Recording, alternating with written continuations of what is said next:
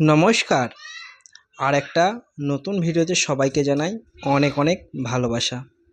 দেখো, অনেক দিন পর আবার এলাম আর একটা সুন্দর ভিডিও নিয়ে। ভিডিওটা সম্পূর্ণ তোমরা দেখবে এবং সাথে থাকবে।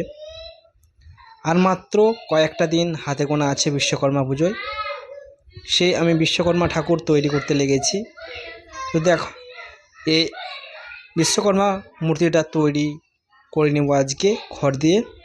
তো কীভাবে আজকে খড় বেঁধে নিতে হয় সেটাই তোমাদের কাছে শেয়ার করব। অবশ্যই তোমরা পুরো ভিডিওটা দেখবে, না স্কিপ করো না। স্কিপ করলে অনেক কিছু তোমরা মিস করে যাবে। সেই জন্য বলছি তোমরা পুরো ভিডিওটা দেখো, তোমরা অনেক কিছু বুঝতে পারবে এবং জানতে পারবে। দেখো, এদিকে আমি হাতিটা প্রথমে বানিয়ে নিচ্ছি। অনেক দিন থাকায় আমি ভিডিও নিতে পারছিলাম না, তো আমি এখন চেষ্টা করব অবশ্যই তোমাদেরকে আগের মতো ভিডিও দেওয়ার। তো এই চ্যানেলে যদি তোমরা নতুন হয়ে থাকো তো অবশ্যই তাড়াতাড়ি চ্যানেলটিকে সাবস্ক্রাইব করে পাশে থাকা বেল আইকনটি অবশ্যই প্রেস করে রাখো নতুন নতুন সুন্দর সুন্দর ঠাকুর দেখতে।